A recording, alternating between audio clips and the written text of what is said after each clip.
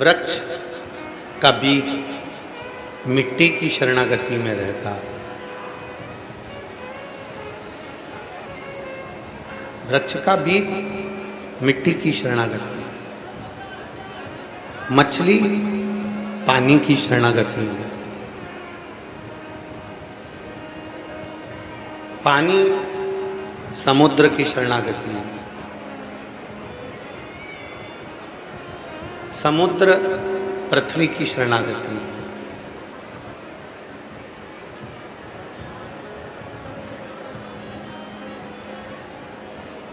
हम किसकी शरणागति में? ये मानव देह जो मिला है, मानव का शरीर मिला है,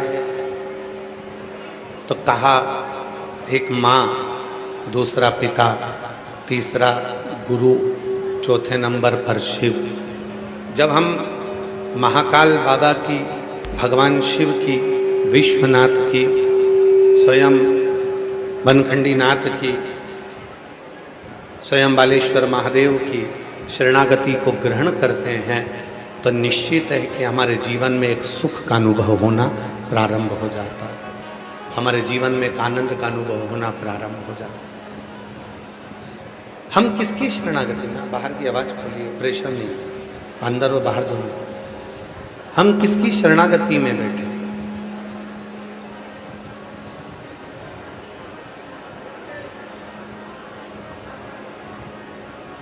हम किसके पास जाकर बैठे हैं ये निश्चित है। एक मक्खी सब्जी पर जाकर बैठती है तो उसकी कोई कीमत नहीं रहती है। एक मक्खी शक्कर पर जाकर बैठी तो उसकी कोई कीमत नहीं होगी। एक मक्खी फल पर जाकर बैठी तो उसकी कोई कीमत नहीं होगी।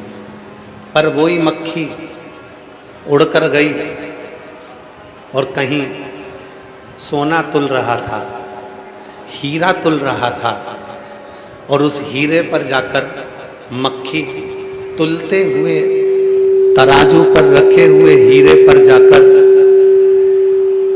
तराजू पर रखे हुए हीरे पर जाकर यदि मक्खी बैठ जाती है, तराजू पर रखे हुए हीरे पर जाकर यदि मक्खी बैठती है, बैठ जाती है, तो निश्चित है कि मक्खी की कीमत बढ़ जाती है।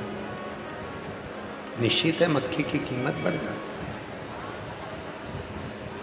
सब्जी पर बैठी कोई कीमत नहीं, फल पर बैठी कोई कीमत नहीं, किराने की दुकान पर मक्खी बैठी कोई कीमत नहीं थी। पर वही मक्खी जब हीरा तुल रहा है और हीरे पर जाकर बैठ जाती है तो मक्खी भी हीरे की कीमत की हो जाती है। उसी तरह जब हम आप शिव के चरणों में जाकर बैठ जाते हैं तो एक कीमत वाले हो जाते हैं, कीमती हो। कहाँ बैठे हो, किस जगह बैठे हो, किस स्थान पर बैठे हो, कहाँ बैठे हो, यह आपके ऊपर निर्भर करता है, यह आपके ऊपर निर्भर। आप किस स्थान पर जाकर बैठे हो, कहाँ जाकर बैठे हो, किस स्थान पर बैठे हो, यह आपके ऊपर निर्भर करता है। चाय की दुकान पर बैठे हो, पान की दुकान पर बैठे हो, आवाज़ नहीं आ रही है, ना बाहर आ रही है ना अंदर आ रही है। जैसे कान लगा लगा के बक्से सुनोगे तो अंतर ही क्या आएगा, थोड़ा प्रेशर तो खोलो।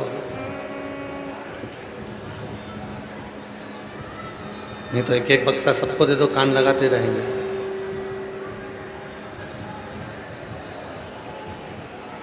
चाय की दुकान पर जाकर बैठे हो,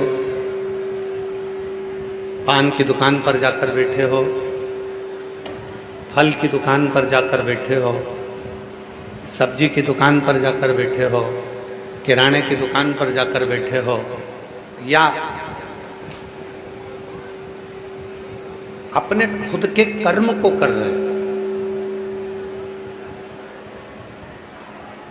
आप अपना खुद का कर्म क्या कर रहे हैं,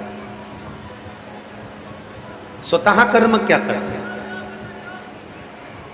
कितना सुंदर कहा है, शिव महापुराण में एक संवाद आता है बड़ा सुंदर। माँ पार्वती जी जब बाल्यावस्था में थी, माता पार्वती जी का जब बाल्यावस्था थी, केवल 4 वर्ष की माता पार्वती जी थी, केवल 4 वर्ष।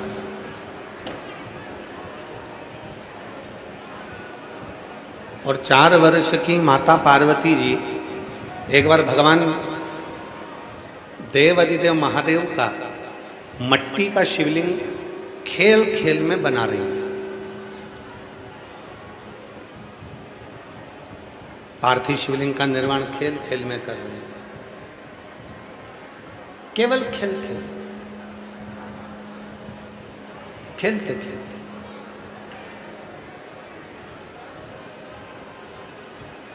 मिट्टी के शिवलिंग को बनाकर माता पार्वती जी लेकर जा रही थी और अपने पिता हिमालय राज के पास पहुंची थी।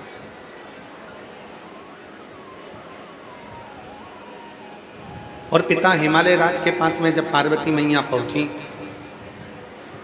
मिट्टी का शिवलिंग उनके हाथ में था और पिता हिमालय राज ने माता पार्वती जी से पूछ लिया कि पार्वती गौरा, ये क्या बनाया है तूने, ये क्या निर्माण करा है तूने? पार्वती जी ने कहा, पिताजी मैंने वही निर्माण किया है जो संसार सागर के लोगों को उनकी मंजिल तक पहुंचाएगा, उसका निर्माण मैंने अपने हाथों से किया। उसका निर्माण।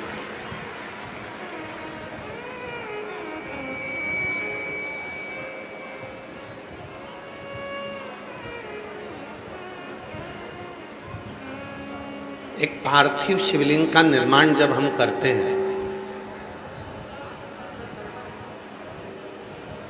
तो केवल वो निर्माण नहीं रहता, वो हमें मंजिल में पहुंचाने का एक रास्ता बना देता। केवल वो निर्माण नहीं है, मंजिल तक पहुंचाने का एक रास्ता निश्चित कर देता। रास्ता। एक बात हम आपसे पूछें, जरा उत्तर देना बलिया वालों, जवाब दीजिएगा। एक रावण और एक मंथरा, 2 थी। एक था रावण, दूसरी थी मंथरा।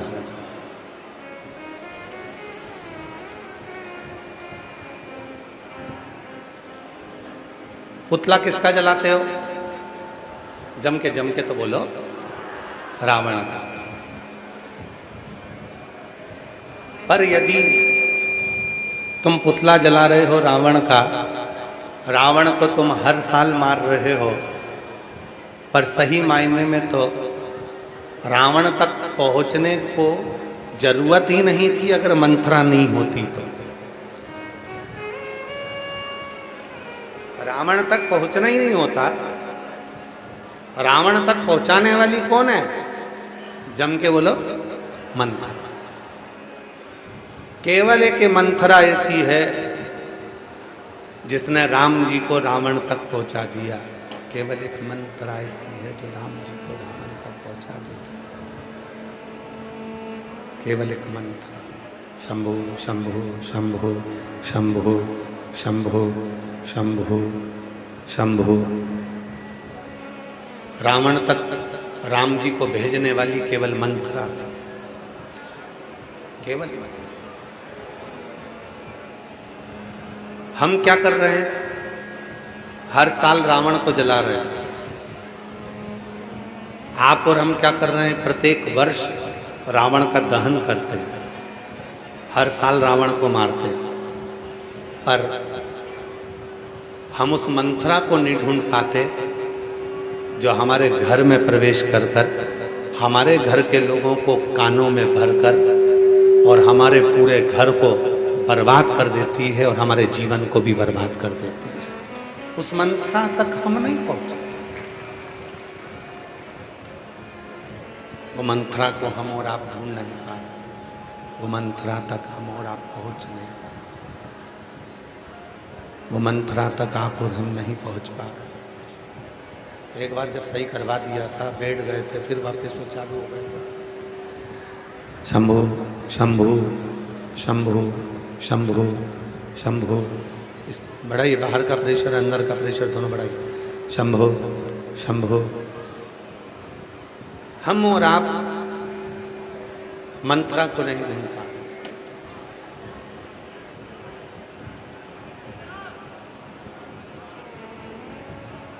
नंदी, कल कथा चल रही थी नंदी की। नंदी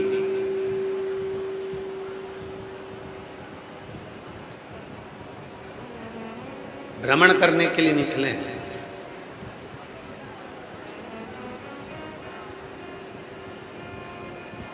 और नंदी भ्रमण करते करते करते करते सब दूर घूमने के बाद में आखिरी में नंदी एक बट वृक्ष के नीचे जाकर बैठे।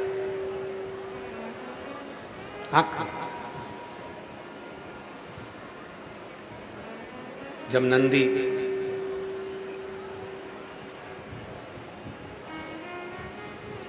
एक वट वृक्ष के नीचे जाकर बैठते हैं, कुछ देर बाद वहीं से श्री तुमरुका जी का आगमन हो जाता है। तुमरुका जी जो भगवान शंकर के परम भक्त हैं, भगवान शिव के परम भक्त हैं,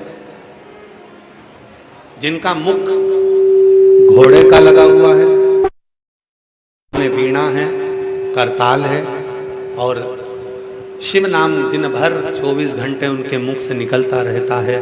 भगवान शंकर के नाम का उच्चारण वो करते रहते हैं, शिव नाम लेते रहते हैं, शिव नाम। तुमरुका नंदी जी बढ़ के नीचे बैठे। अरे बाहर का प्रेशर बढ़ाओ भाई, आवाज़ नहीं आ रही, यहाँ की भी आवाज़ गूंज रही है। आवाज़, ये स्पीकर चल रहा है क्या? कान तो लगाओ, थोड़े से चल रहा है तो फिर आवाज़ कहाँ है? शंभो। नंदी, आवाज़ नहीं आ रही है, इधर अंदर भी आवाज़ नहीं आ रही है पंडाल में। अंदर के स्पीकर ऑन खोलिए, अंदर के जितने लगे हैं, और प्रेशर खोलो अंदर का, इधर पंडालों का, तो पंडाल की आवाज़ ही आ जाएगी इधर। नहीं आ रहा है स्पीकर में आवाज़। ये देखो पब्लिक को पूरी कोई का आवाज़ ना जा रही है। नंदी बट वृक्ष के नीचे जाकर विराजमान, और नंदी जब बट वृक्ष के नीचे जाकर, बस ठीक है अभी आएंगे। नंदी जब बट वृक्ष के नीचे जाकर विराजमान हुए, तब तुमरुका जी का आगमन हुआ। शिव नाम लेते लेते लेते लेते तुमरुका जी आ रहे हैं। शिव नमः शिवाय, ओम नमः शिवाय, नमः शिवाय, नमः शिवाय।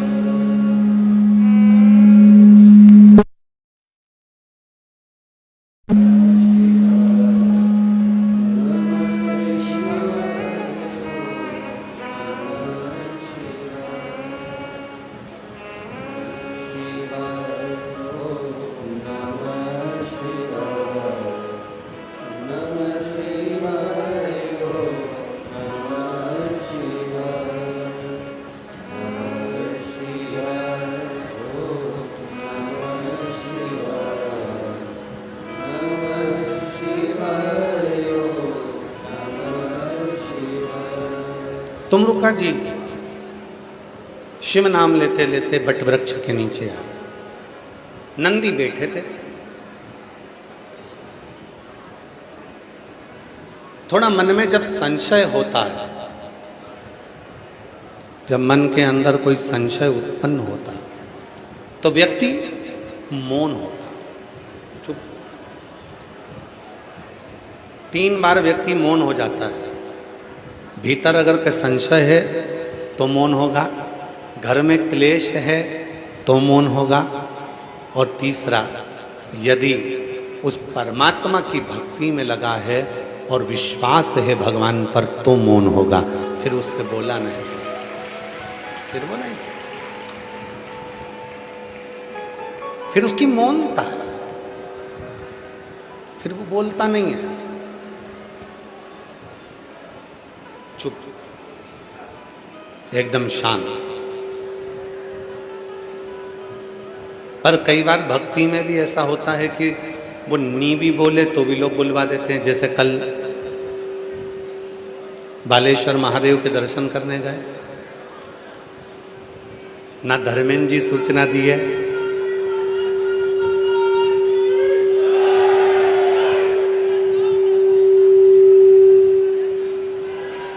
ना धर्मेंद्र जी सूचना दिए किसी को, ना हमने किसी को बोला कि हम जा रहे हैं।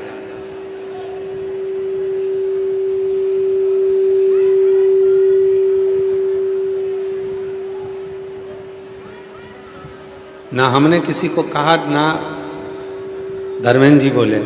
और मंदिर में भर गए लोग।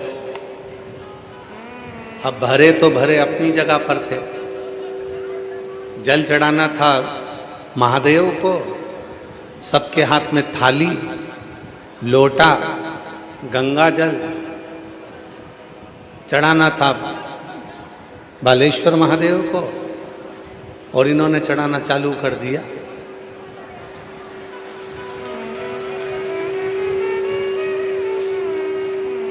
महाराज, हम जाते जाते पीछे मुड़े।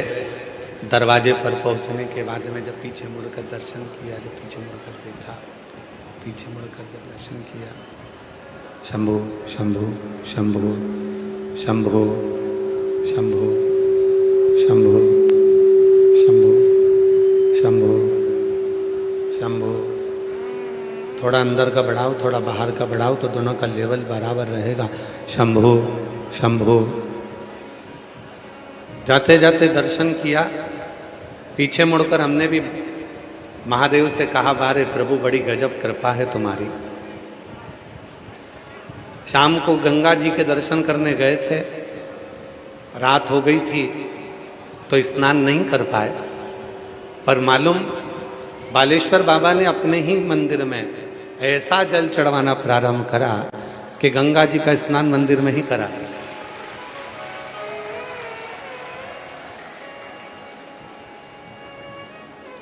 जैसी गंगा में लहरें आती हैं धर्मेंद्र जी, जैसे गंगा में लहरें आती हैं, वैसी कल लहरें मंदिर में चल रही थी। पूछो, ये मंदिर वाले बैठे हैं यहाँ, मंदिर वाले कौन कौन बैठे हैं? सब बैठे, पूरी टीम। खड़े हो जरा, जो मंदिर में थे कल, ये पूरी टीम। इधर से माताओं का झोंका आया, धर्मेंद्र भैया इधर, फिर उधर से माताओं का झोंका आया, धर्मेंद्र भैया इधर, और इनके साथ में हम उधर, वो इधर उधर, और ऊपर से उधर पीछे पीछे जो खड़ी थी वो पानी लोटे का दे, इधर से गंगा जल की बोतल। हमने कहा, वारे भोलेनाथ, सोच कर गए थे शाम को, साथ में कपड़े भी ले गए थे कि गंगा जी में जाएंगे, डुबकी लगाएंगे। पर वहां अंधेरा हो गया, घाट पर पानी दूर था, और भोलेनाथ जी तो घट घट की जानते। उन्होंने कहा, वहां नहीं नहा के आया तो यहां नहा ले। नीला शिव का प्रेम, ये इसीलिए कहते हैं, शिव महापुराण की कथा कहती है कि तुम जहां बैठे हो, जैसे बैठे हो, उस स्थान पर जब तुम उस देव अधिदेव महादेव को भजते हो, उस देव अधिदेव महादेव का स्मरण करते हो, तो निश्चित है तुम्हारे जीवन के सारे दुख अपने आप समाप्त होना प्रारंभ हो जाते हैं, सारे कष्ट समाप्त होना प्रारंभ हो जाते हैं, और जीवन में आनंद की अनुभूति होने लगती है, आनंद की अनुभूति होने लगती है अपने आप। मौन हो गया, बट वृक्ष की छांव थी, और उस बट वृक्ष की छांव में,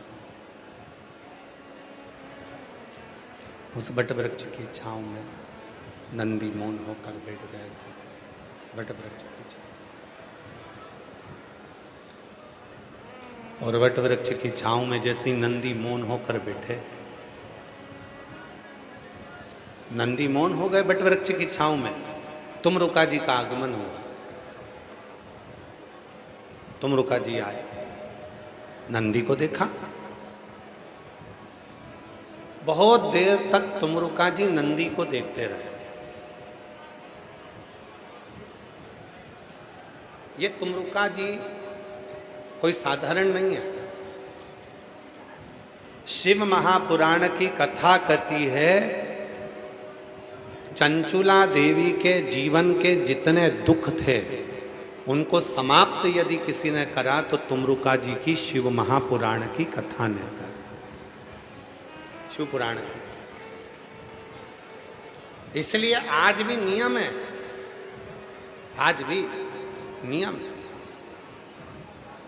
जगत की जितनी माताएं, मेरी जितनी जीजियां हैं, जितनी मेरी जीजियां, जितनी मेरी बेटियां हैं, जितनी मेरी माताएं बैठी हैं, जितनी मेरी बुजुर्ग माँ बैठी हैं, जितनी मेरी जीजियां बैठी हैं, जितनी मेरी माताएं बैठी हैं, हम निवेदन करें, अगर जिंदगी में मेरी बेटियों को, मेरी जीजियों को, मेरी माताओं को अगर जीवन में अपने गर्भ से जुड़ी हुई, अपनी उदर से जुड़ी हुई या संतान से जुड़ी हुई कोई भी समस्या तुम्हारे जीवन में अगर आकर खड़ी होती है तो शिव जी के मंदिर में जाकर जो लोटा भरकर जल लेकर जाते हो, उस जल को थोड़ा थोड़ा कर 7 बार तुम रुकेश्वर महादेव का नाम लेकर चढ़ाना प्रारंभ कर दो और उस जल का आचमन करना प्रारंभ कर दो। उदर से जुड़ी हुई, पेट से जुड़ी हुई, बच्चा दानी से जुड़ी हुई, संतान से जुड़ी हुई कैसी भी समस्या हो वो धीरे धीरे समाप्त हो ही जाती।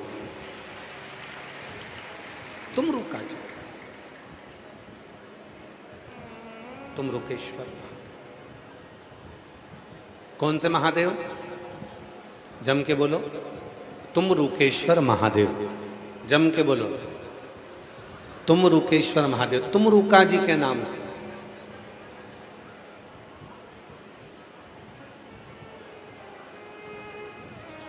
क्यों? भगवान शंकर के परम भक्त हैं तुमरुका जी, जिनके मुख से हर घड़ी, हर क्षण, हर पल शिव नाम निकलता। 2, एक द्रौपदी, एक तुमरुका।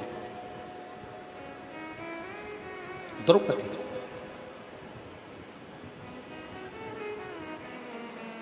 एक बार हमने पहले एक बहुत सुंदर संवाद वर्णन किया था, अगर आप लोगों के स्मरण में हो तो पुनः उसका स्मरण करते हैं। भगवान कृष्ण जा रहे थे, सत्यभामा जी ने पूछ लिया, द्वारकानाथ कहाँ जा रहे हो? भगवान कृष्ण ने कहा, मैं द्रौपदी के यहां जा रहा हूं। सत्यभामा जी को बड़ा गुस्सा आया। सत्यभामा जी ने कहा, बताओ, हर 15 मिनट में, आधे घंटे में, 1 घंटे में, 2 घंटे में, 24 घंटे में कम से कम 10 बार भगवान द्वारकानाथ द्रौपदी के यहां चले जाते हैं। बार बार द्रौपदी के यहां जाने की जरूरत क्या है? भगवान कृष्ण कुछ नहीं बोले, कुछ नहीं। फिर रुक्मणी जी से सत्यभामा जी ने कहा कि द्वारकाधीश को हो क्या गया? जब देखो जब वो द्रौपदी के यहां भागकर चले जाते हैं। रुक्मणी जी ने कुछ नहीं कहा, पर भगवान कृष्ण के मन में आ गया कि सत्यभामा और रुक्मणी के मन में संशय है। ये दोनों के मन में संशय, और इनके संशय को मिटाना जरूरी है। भगवान कृष्ण चलते चलते बोले कि द्रौपदी के यहां मैं जा रहा हूं, क्या तुम दोनों चलती हो? इतने में रुक्मणी और सत्यभामा तो चाहती यही थी कि एक बार जाए तो सही, आखिर द्रौपदी के पास ऐसा क्या है जो भगवान द्वारकानाथ हर 24 घंटे में 10 बार द्रौपदी के यहां भागकर चले जाते हैं। सत्यभामा जी और रुक्मणी जी चल दी और दोनों गई। द्रौपदी अपने सिर में तेल लगा रही थी, बाल को संवार रही थी, बाल संवार रही थी, और बाल संवारते संवारते संवारते संवारते भगवान कृष्ण पहुंच गए। भगवान कृष्ण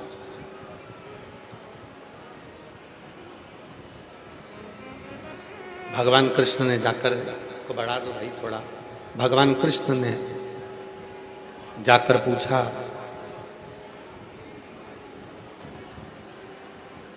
द्रौपदी से, द्रौपदी क्या कर रही है? द्रौपदी कहती है कि भैया मैं अपने केस संवार रही हूं। अच्छा, भगवान बोले कि द्रौपदी तुझे केस संवारने की क्या जरूरत है? तेरी भाभी होना ही है, केस ये संवार देंगे। सत्यभामा ने विचार करा, इससे अच्छा मौका मुझे मिलने वाला नहीं है। आज द्रौपदी से ऐसा बदला लूंगी कि पता चल जाएगा इसको कि भाभी होती कैसी, भाभी होती कैसी।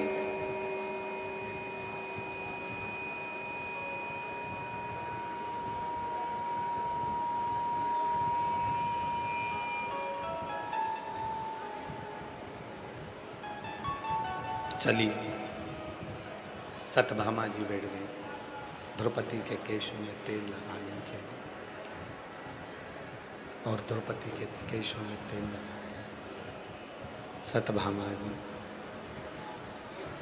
द्रौपदी के केशों में तेल लगाने लगे। द्रौपदी के केशों में तेल लगाती हुई सत्यभामा जी ने उसी समय पर द्रौपदी के एक केश को खींचा।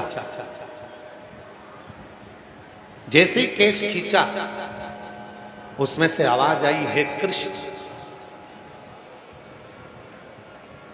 सत्यभामा जी को समझ में नहीं आया कि आखिर बात क्या, कि मैंने बाल खींचा, मैंने केश खींचा, और केश खींचने पर उसमें से आवाज आ रही है, बाल खींचने पर उसमें से आवाज आ रही है, हे कृष्ण। समझ नहीं आ रहा ये हो कैसे, ये आखिर हुआ कैसे, ये समझ नहीं आ रहा, समझ नहीं।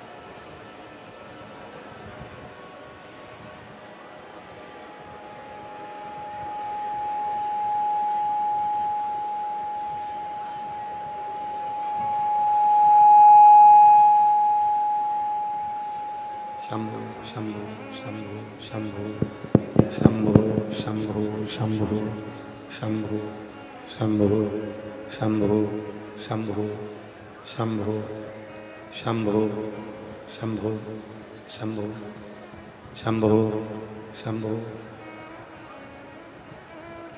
शंभु शरणे मां शंभु शंभु शंभु शंभु शंभु। नहीं आ रही आवाज? शंभु शंभु शंभु शरणे।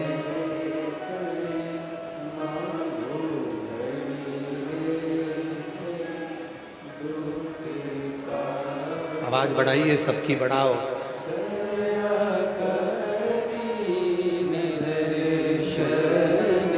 शंभु ओ शंभु शरणे बड़ी मांगू घड़ी रे घड़ी दुख काटो दया करी दर्शन आपो। द्रौपदी का केश खींचा, जैसे केश खींचा, केश खींचते से उसमें से आवाज आई, है कृष्ण। शंभु, उसमें से आवाज आई, है कृष्ण। फिर दूसरा केश खींचा, शंभु शंभु शंभु शंभु शंभु शंभु शंभु। एक बार पूरा फंक्शन बंद कर ले और फिर उसको सेट कर। शंभु, सारी बटन घुमा दे एक साथ में, पूरी की पूरी, फिर उसको चालू करो। शंभु शंभु शंभु शंभु शंभु शंभु शंभु शंभो शंभो शंभो शंभो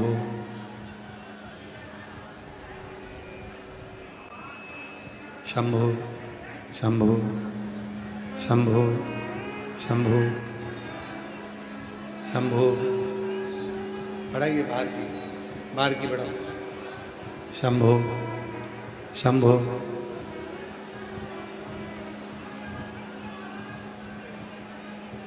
द्रौपदी का एक केश खींचा, आवाज आई है कृष्ण।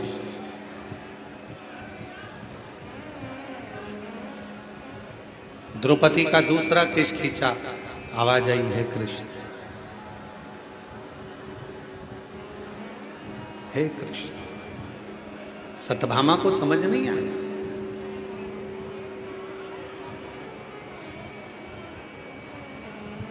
आवाज नहीं आ रही क्या अभी भी अंदर?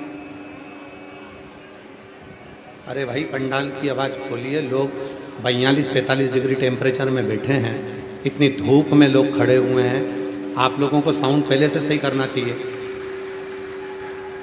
शंभो शंभो।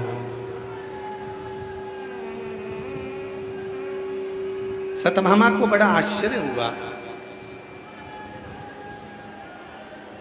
कि द्रौपदी के जितने केश खींचे जाते हैं उसमें से आवाज आती है कृष्ण।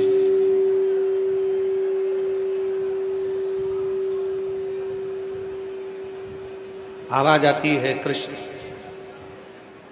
आखिर क्यों? किसने? दौड़कर सत्यभामा जी रुक्मणी जी के पास गए।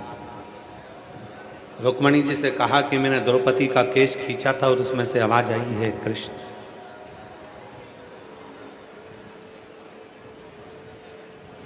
रुक्मणी जी भगवान कृष्ण के पास गए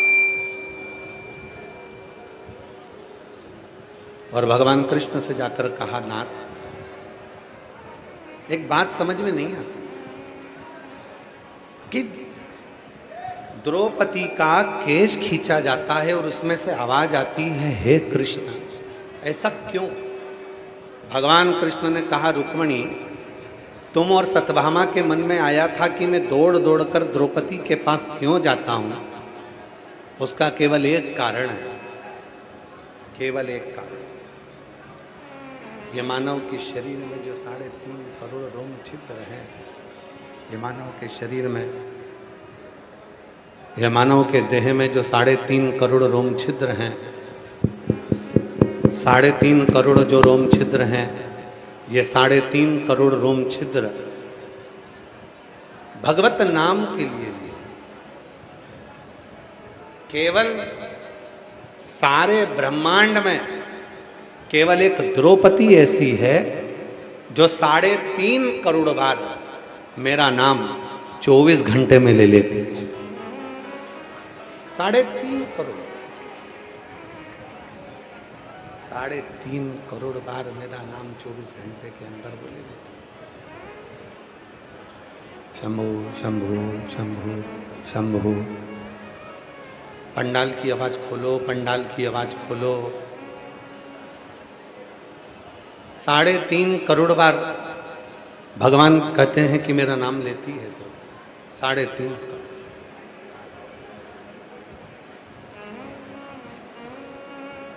और शंभु शरण पड़े मांगो घड़ी रे घड़ी, दुख काटो दया करी दर्शन आपो। शरण पड़े मांगो घड़ी रे घड़ी, दुख काटो। शंभु शंभु दर्शन आपो। शंभु शरण मांगो घड़ी रे घड़ी, दुख काटो दया करीन दर्शन आपो। शंभु शंभु पड़ी मांगो घड़ी रे घड़ी दुख काटो दया करी दर्शन आपो। ये केवल एक है द्रौपदी, पूरे ब्रह्मांड में केवल एक अकेली है द्रौपदी, जो 3.5 करोड़ बार मेरे नाम का जाप कर लेती है। 3.5 करोड़, इसके सिवाय कोई नहीं।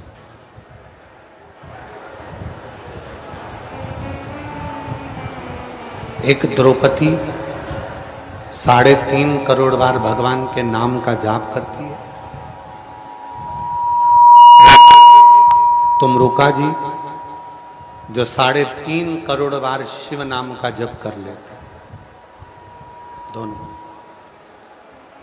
एक द्रौपदी 3.5 करोड़ बार भगवान शंकर के नाम का जप करती। एक तुमरुका जी 3.5 करोड़ बार भगवान शंकर के नाम का जप करते, भगवान शिव के नाम का जप करते। 3.5। आप में से कोई है जो 3.5 करोड़ बार भगवान का नाम जप करता? चलो जाने तो पूरे उत्तर प्रदेश में जाओ, मध्य प्रदेश में जाओ, तुम राजस्थान चले जाओ, तुम्हारी मर्जी पड़े, पूरे भारत में पूरे विश्व में घूम आओ, कोई नहीं मिलेगा जो 3.5 करोड़ बार 24 घंटे में भगवान का नाम 3.5 करोड़ बार ले लेता होगा। पर शिव पुराण की कथा में स्वयं तुमरुका जी नंदी से कहते हैं, नंदी जब कोई 3.5 करोड़ बार भगवान शंकर का नाम जाप नहीं कर सकता तो उसको शिव महापुराण की कथा में जाकर बैठ जाना चाहिए। जब वहां पर मंत्र का जप होता है तो 3.5 करोड़ बार ये रोम छिद्र में वो समाहित हो जाता है।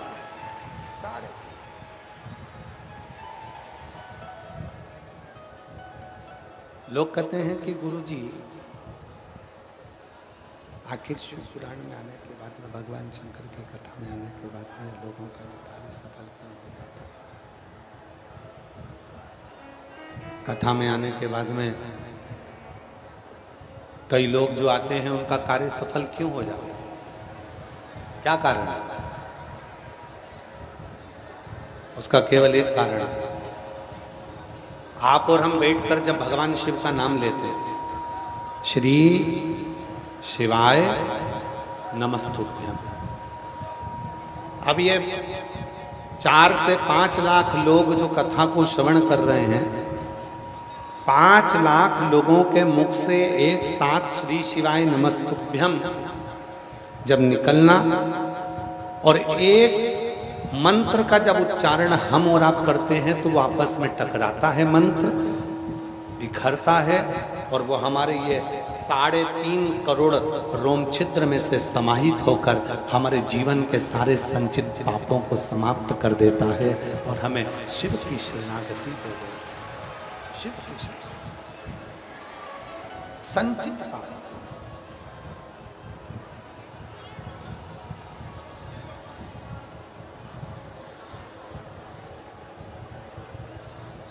नंदी बट वृक्ष की छांव में बैठे थे और नंदी बट वृक्ष की छांव में बैठे वहीं तुमरुका जी का आगमन हो गया। तुमरुका जी, क्या बात है नंदी, क्या हुआ? नंदी ने कहा कि मेरे मन में थोड़ा सा संशय है, मेरे उस संशय को समाप्त कर दो।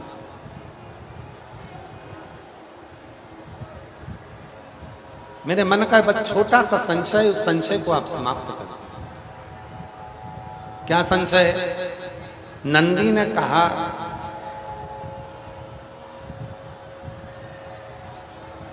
संशय केवल इतना सा है, संशय केवल इसी बात का है कि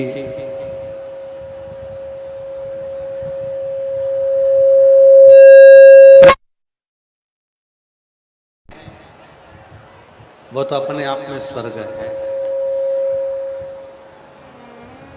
पृथ्वी के जितने भी धाम है वो अपने आप में स्वर्ग है, अपने आप में स्वर्ग। पर मान लो यदि घर को स्वर्ग बनाना है तो क्या करना होगा? सुन लो बलिया की जीजियों, बलिया के जितने मेरे जीजा बैठे हैं, मेरी जितनी जीजियां बैठी हैं, जितने मेरे बेटियां बैठी हैं, जितने बेटा बैठे हैं, जितने बुजुर्ग माँ बाप बैठे हैं, उन सबको नमन निवेदन करो, ध्यान से सुनना। नंदी ने प्रश्न किया कि घर को स्वर्ग बनाना हो तो क्या करना पड़ेगा? क्या करना पड़ेगा?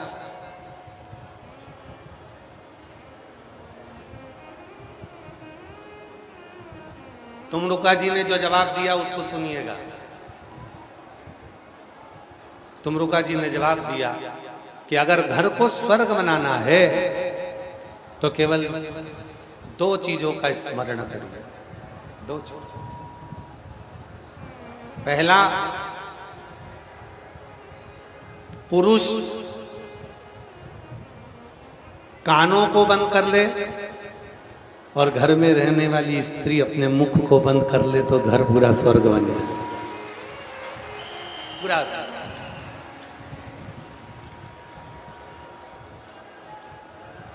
पूरा घर स्वर्ग है।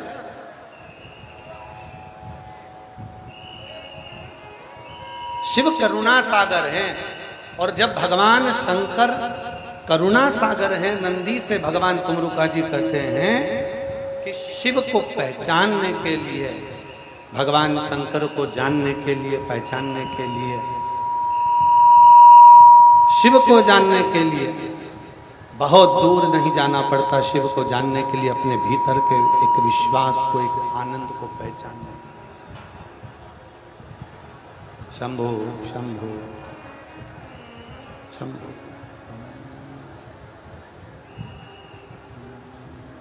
शंभु शरणे पड़े मांगू घड़ी रे घड़ी, दुख काटो दया करी इन दर्शन आपो। शंभु शरणे पड़े मांगू घड़ी रे घड़ी, दुख काटो दया करी न दर्शन आको। शंभु शरणे पड़ी घड़ी रे घड़ी, दुख काटो दया करी न दर्शन आको। शंभु शरणे पड़ी मांगू घड़ी रे घड़ी, दुख काटो दया करी दर्शन आको।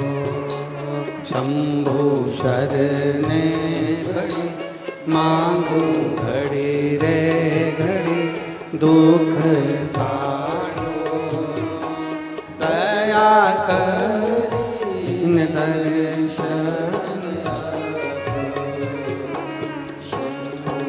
शंभु शरणे पड़ी मांगू घड़ी रे। हर वर्ष से बोले बाबा ओ दया करी न दर्शन आको।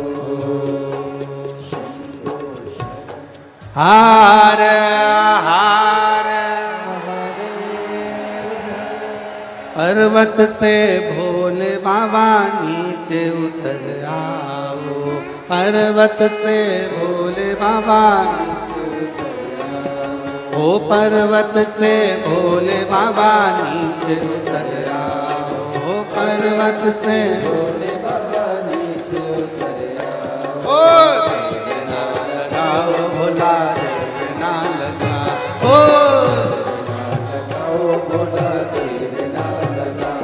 ओ देर ना लगाओ भोला, देर ना लगाओ।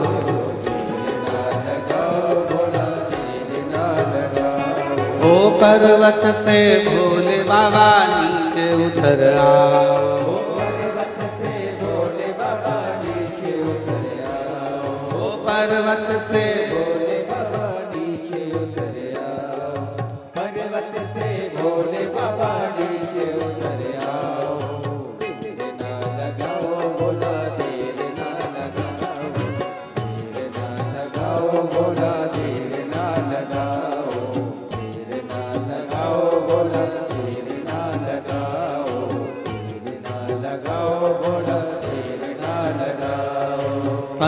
पर्वत से भोले बाबा नीचे उतर आओ। ओ पर्वत से भोले बाबा नीचे उतर आओ। ओ पर्वत से भोले बाबा नीचे उतर आओ।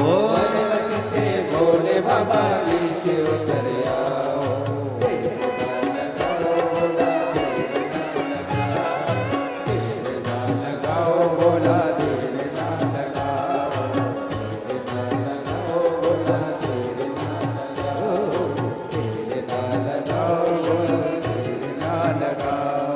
भोले के लाल मैंने भोजन बनाया। भोले के लाल मैंने भोजन बनाया। भोले के लाल मैंने भोजन मंगाया। भोले के लाल मैंने भोजन बनाया।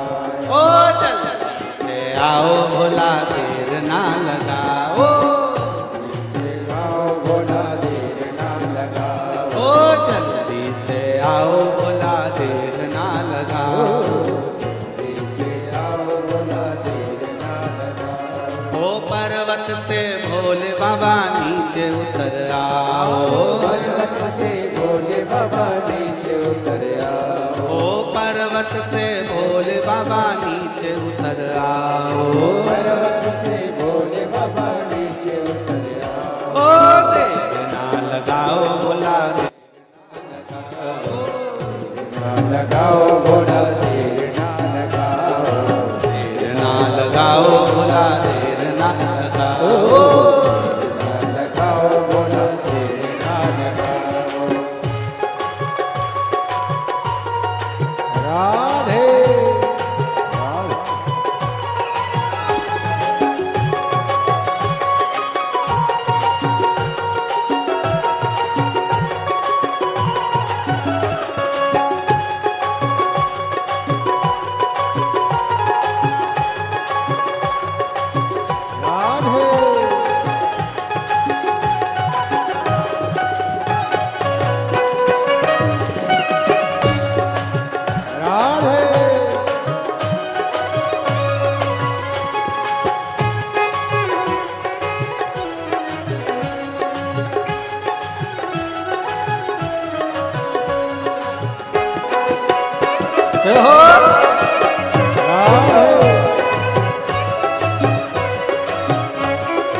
भोले के लान मैंने गंगा जल मंगाया।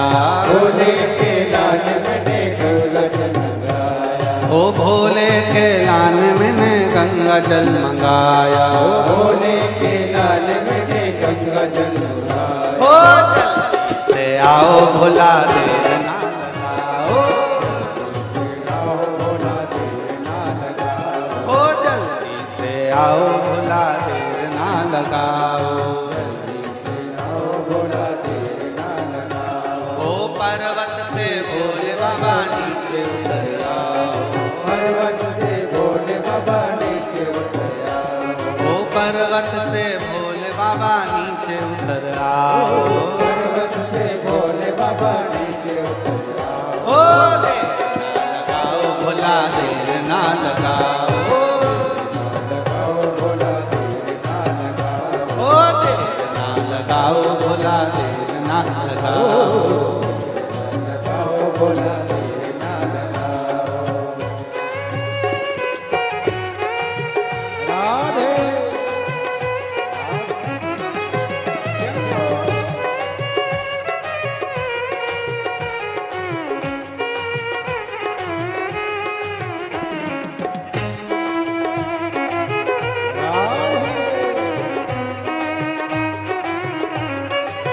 बड़े प्रेम से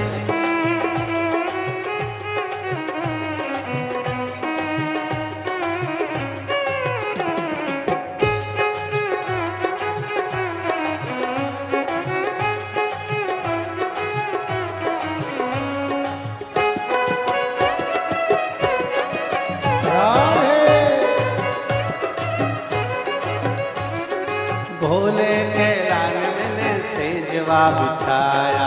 भोले के लाल मैंने सेजवा बिछाया। ओ भोले के लाल मैंने सेजवा बिछाया। भोले के लाल मैंने सेजवा बिछाया। ओ जल्दी से आओ भोला देर ना लगाओ, ओ जल्दी से आओ भोला देर ना लगाओ, जल्दी से आओ भोला देर ना लगाओ, जल्दी से आओ भोला देर ना लगाओ, जल्दी से आओ भोला देर ना लगाओ। पर्वत से भोले बाबा नीचे उतर आओ, पर्वत से भोले बाबा नीचे उतर आओ, ओ पर्वत से भोले बाबा नीचे उतर आओ, पर्वत से भोले बाबा नीचे उतर आओ। ओ देर ना लगाओ भोला देर ना लगाओ, आओ भोला देर ना लगाओ, ओ देर ना लगाओ भोला देर ना लगाओ, जल्दी से आओ भोला देर ना लगाओ, ओ देर ना लगाओ भोला देर ना लगाओ, लगाओ भोला देर ना लगाओ, लगाओ भोला देर ना लगाओ भोला देर ना लगाओ, ओ देर ना भोला देर ना लगाओ, भोला देर ना लगाओ, ओ देर ना लगाओ भोला देर ना लगाओ, लगाओ भोला देर ना लगाओ, ओ देर ना लगाओ भोला देर ना लगाओ भोला देर ना।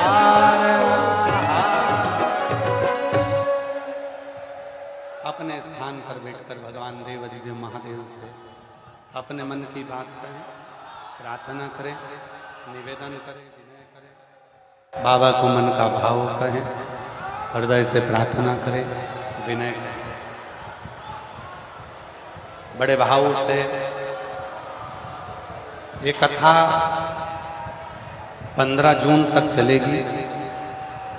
कल कथा की शिवरात्रि रहेगी, परसों कल तो कथा का समय यही 1 बजे से 4 बजे तक ही रहेगा, और परसों कथा का समय सुबह 8 बजे से 11 बजे तक हो जाएगा, और परसों के दिन कथा विराम हो जाएगा। फिर 18 जून से 24 जून तक बठिंडा पंजाब में शिव महापुराण की कथा प्रारंभ हो जाएगी 2 बजे से 5 बजे। आज शिवरात्रि है, अधिक मास की। बाबा को अपने मन का भाव कहिए, प्रार्थना करिए, निवेदन करिए, विनय करिए, जहाँ जगह मिले वहाँ बैठकर बाबा को अपने मन का भाव कहिए, हृदय से प्रार्थना करिए।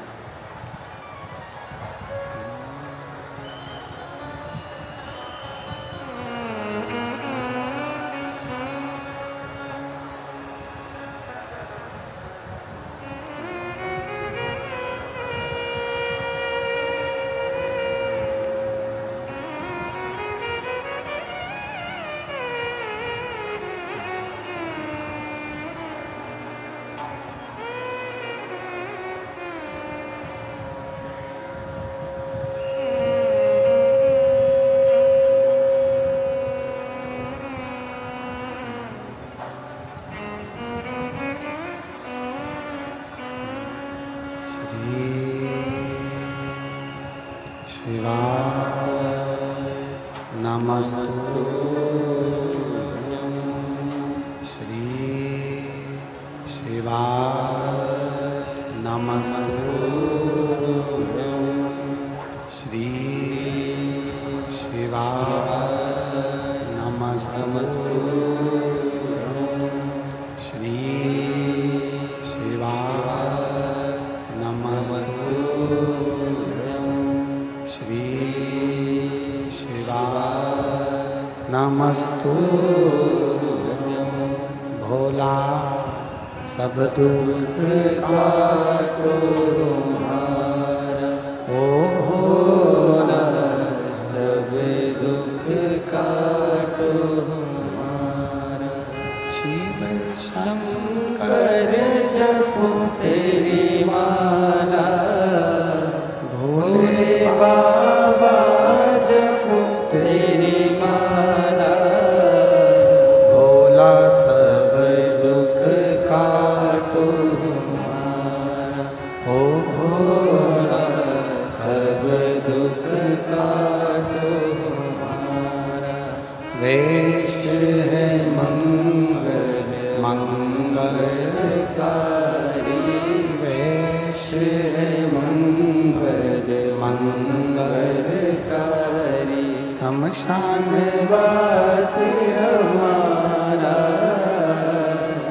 श्मशान वासी हमारा ओ भोला सब दुख काटो हमारा ओ भोला सब दुख काटो हमारा।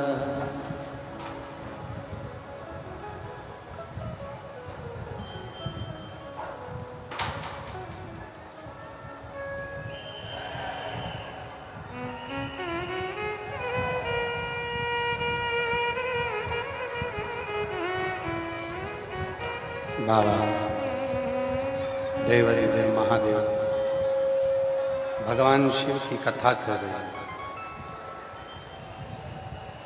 घर को स्वर्ग बनाने का केवल एक तरीका अपने जीवन में लेकर शिव तत्व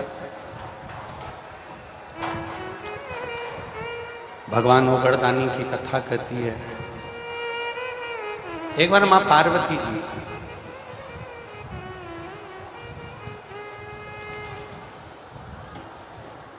भगवान शिव के साथ में आनंद के साथ विराजित है और माता पार्वती जी भगवान शिव के साथ में आनंद के साथ विराजित थी। तभी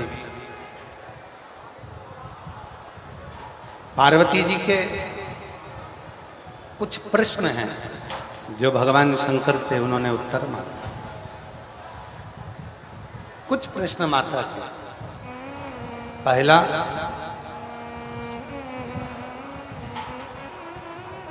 यदि मानव जीवन में कोई मनुष्य शरीर को रोग आ जाता है तो वो रोग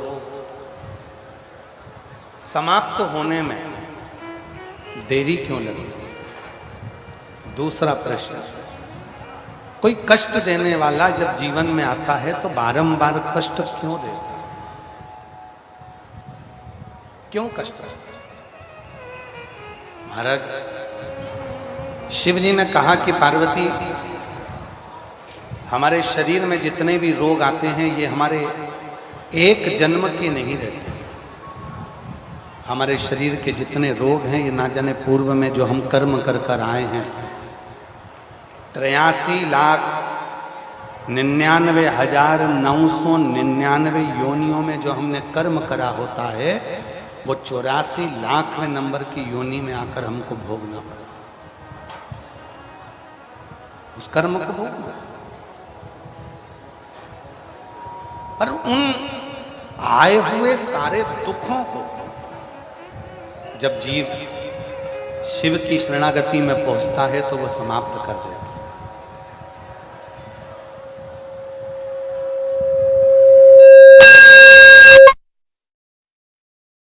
सारे दुख। आज हमारे मंत्री जी को हम देखकर बड़े प्रसन्न हो रहे हैं। दया शंकर जी, आपको साधुता है। हमारे यहाँ शिव पुराण में लिखा है, भगवान माता पार्वती जी नंदी से और गणेश से बात करती है कि अगर व्यक्ति सारे तीर्थ करने ना जा सके तो अपनी माँ के चरण में बैठ जाए तो भी सारे तीर्थ हो जाते हैं। और आज आप कथा सुनने के लिए जो बैठे हो, अपनी माता को आपने ऊपर बिठाकर और आप उनके चरणों में बैठकर जो कथा श्रवण कर रहे हैं, ये सारे संसार के लोगों को प्रेरणा देने वाली है। हम कहेंगे आस्था चैनल वालों को कि ये संपूर्ण जगत को प्रेरणा देने वाली एक बात है कि अपनी माता को ऊपर बिठाकर स्वयं चरणों में बैठकर कथा का रसतत्व ग्रहण कर। एक बार जोरदार ताली बजाएं माननीय मंत्री महोदय के लिए। साधुता है। कहते हैं अगर सारे तीर्थ ना जा सकें तो माँ के चरणों में बैठ जाओ और उनके चरण को ही प्रणाम कर लो तो सारे तीर्थों का फल प्राप्त हो जाता है। सारे तीर्थ, और वो फल जीव को मिले। शिव तत्व की प्राप्ति। एक बहुत अच्छा पत्र आया है, सुनिए। अच्छा पत्र।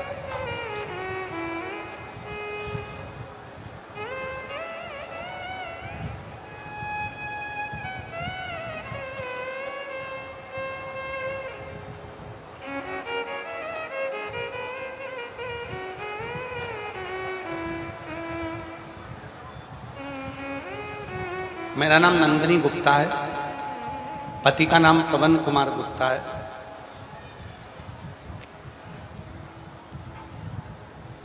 बांसडीही कचहरी दक्षिण टोला से आई। कहीं बैठी हों तो हाथ हिला सकती हैं और आई हों तो आ सकती हैं बेलपत्र में। मेरा नाम नंदिनी गुप्ता, पति का नाम पवन कुमार गुप्ता। मैं बांसडीही कचहरी दक्षिण टोला से आई हूँ। गुरुजी, मेरी शादी 16 फरवरी 2015 में हुआ था। मेरी शादी को 11 साल हो गए थे, लेकिन मेरी कोई संतान नहीं हुई। यहाँ तक कि डॉक्टरों को भी दिखा चुकी हूँ, लेकिन कोई फायदा नहीं हुआ। यहाँ तक डॉक्टरों की दवा देने से इनकार कर दिया कि तुम्हें संतान नहीं है। IVF कराने का बोला, वो भी करवा के देख लिया, फिर भी संतान नहीं। गुरुदेव, आपने आंकड़े की जड़ का उपाय बताया था। आंकड़े की जड़ वाला उपाय मैंने किया और बाबा की ऐसी कृपा हुई गुरुदेव, मैं नहीं जानती कि आप बोलते हो कि शिव बोलते हैं, पर आपने जो सफ़ेद आंकड़े की जड़ का प्रयोग बताया, बाबा की कृपा से मेरे यहाँ 19 मार्च 2026 को 11 साल के बाद में संतान की प्राप्ति हो गई। मैं बाबा को यहाँ प्रणाम करने के लिए आया। एक पत्र और बड़ा सुंदर है। मैं मुन्नी देवी, निवासी ग्राम पोस्ट भरोली, जिला बलिया की रहने वाली हूँ। मैं पिछले कई सालों से शिव महापुराण की कथा को नियमित रूप से सुन रही हूँ। मेरे पति का नाम अनिल केसरी है। गुरुजी, मेरे पति के पेट में गठान की समस्या डॉक्टर ने बताई थी। गुरुजी, डॉक्टर ने कहा कि इनके गठान का ऑपरेशन करना पड़ेगा, ये लीवर पर सूजन है और गठान हो गया। हम लोग घबरा गए, करें तो करें क्या। डॉक्टर ने तो कह दिया था कि घर जाकर तुरंत आओ और फिर इसका ऑपरेशन कराओ। तब किसी के कहने पर हमने कथा सुनना प्रारंभ करा। शिव जी के मंदिर में जल चढ़ाना, डॉक्टर की जो दवाई थी उसको कुंदकेश्वर महादेव के नाम से लेना प्रारंभ करा। और बाबा की ऐसी कृपा हुई गुरुदेव कि कुंदकेश्वर महादेव का स्मरण करके पूरे नियम और विश्वास के साथ जो किया, डॉक्टर के पास गए और बोली कि एक बार चेकअप करके देख लीजिए। तो डॉक्टर ने जब जांच करी तो पता चला कि पेट की गठान पूरी तरह से ठीक हो चुकी है। और गुरुजी, आश्चर्य की बात यह है कि कोई ऑपरेशन कराने की जरूरत नहीं पड़ी। मैं शिव को नमन करने के लिए आई हूँ। एक पत्र और बड़ा सुंदर है।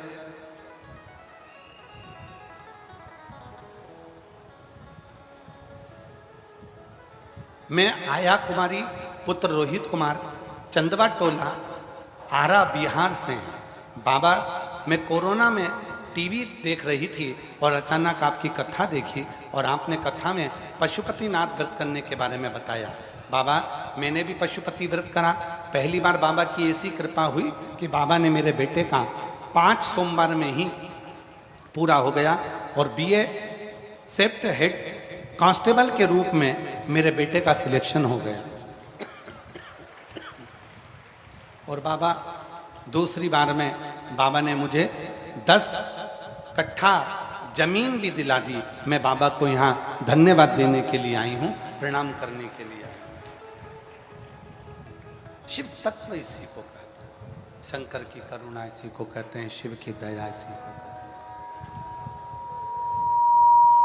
एक विश्वास, एक भरोसा, एक दृढ़ता मानव के जीवन को सुख दे जाती है, मानव के जीवन को सफलता दे।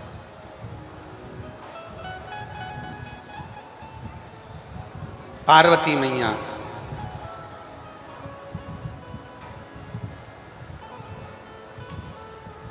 छोटे से शिवलिंग को बनाकर, पार्थिव शिवलिंग को बनाकर भगवान पार्थिव शिवलिंग को लेकर हिमालय राज के पास में पहुंच गए। पार्थिव शिवलिंग, पार्वती मैया जब पार्थिव शिवलिंग को लेकर हिमालय राज के पास गए, हिमालय राज ने पूछा, शंभू, हिमालय राज ने पूछा, ये तुमने क्या बनाया है? पार्वती जी कहती हैं, पिताजी, मैंने जो ये शिवलिंग का निर्माण करा है, ये शिवलिंग ही मुझे मंजिल तक पहुंचा। पूरी शिव महापुराण को उठाकर देख लीजिए, पूरी स्कंद पुराण को उठाकर देख लीजिए, पूरी लिंग पुराण को उठाकर देख लीजिए, पूरी नर्मदा पुराण को उठाकर देख लीजिए। पूरी पुराण में 33 कोटि देवता में से ऐसा कोई देवता नहीं छूटा होगा जिसने शंकर के शिवलिंग को बनाकर पूजन ना करी हो। सबने शिवलिंग की पूजन,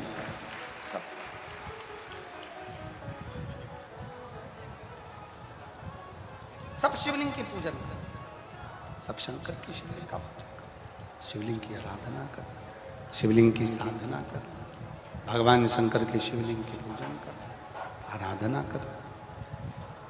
एक भी देवता ऐसा ना रहा जिसने शंकर के शिवलिंग की साधना, आराधना, पूजन नहीं करे। सब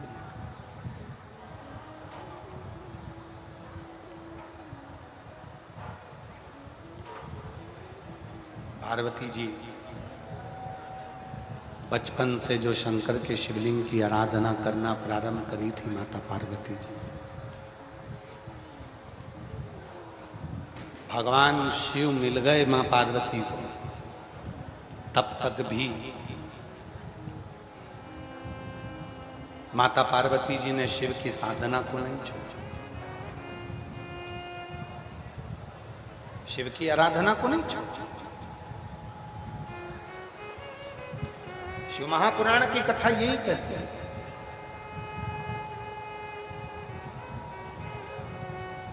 एक होती है गुलाब जामुन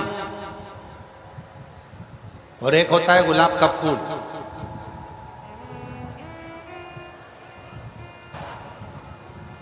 किसी से जाकर पूछना, दोनों की राशि एक ही है।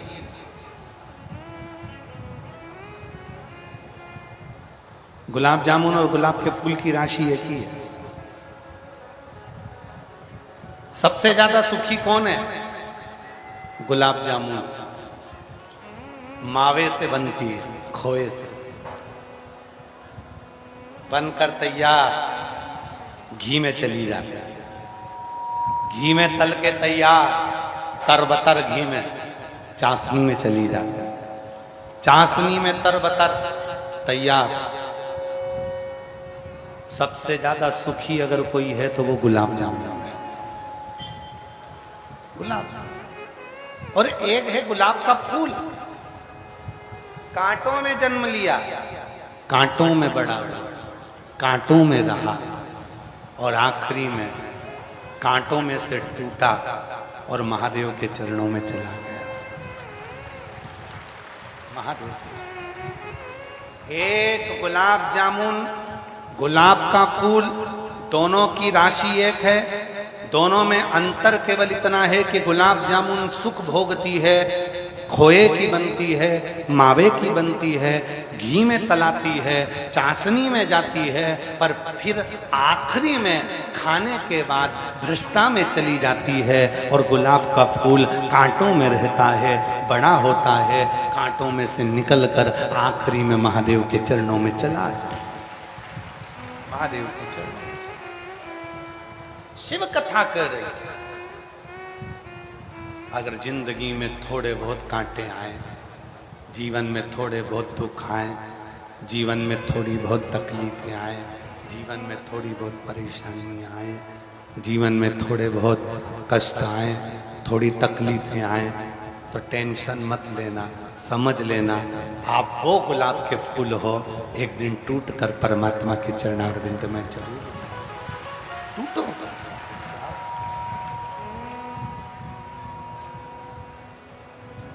मिल गया कोई परिवार के अंदर, परिवार के बाहर, मित्रों में, दोस्तों में, नातों में, रिश्तों में, नगर में, गांव में, खेड़े में, मोहल्ले में, कोई कुछ लोग ऐसे होते हैं जो आपसे कभी जिंदगी में ना तो मिले हैं, ना आपसे कभी जिंदगी में बात करी है, ना आपको अच्छे से देखा है, ना आपसे अच्छे से चर्चा हुई है, उसके बाद भी तुम्हारी उन्नति को देख देख कर भीतर की भीतर कुड़ते जा रहे, जलते जा रहे, और वो तुम्हारे लिए अपशब्द करते जा रहे। जिंदगी में कई लोग ऐसे भी हैं जिन्होंने आपको देखा नहीं है, जो आपसे मिले नहीं है, जो आपको पहचानते नहीं है, फिर भी वो आपके प्रति बुरा ही कह रहे हैं, बुरा ही बोल रहे हैं, बुरा ही करने का सोच रहे हैं। पार्वती जी ने पूछा था महादेव से, बोले बाबा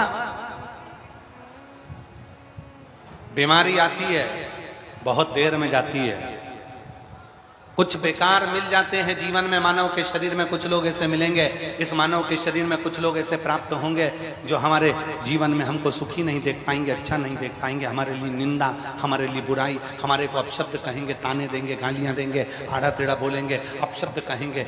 महादेव आप इनके लिए क्या कहना चाहोगे?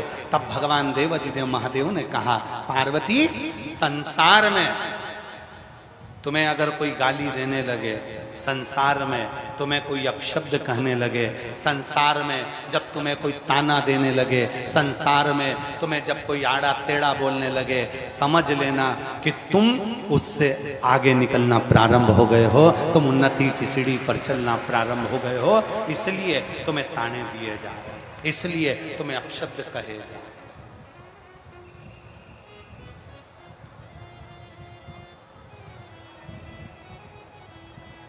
कोई आड़ा टेढ़ा कह रहा है, कोई ताने दे रहा है, कोई अपशब्द कह रहा है, समझ लो कि तुम बहुत आगे निकल गए हो, इसलिए वो तुम्हारे को अपशब्द कर। ये शिव के शब्द माता पार्वती जी से करें, पार्वती जी स्मरण करिएगा,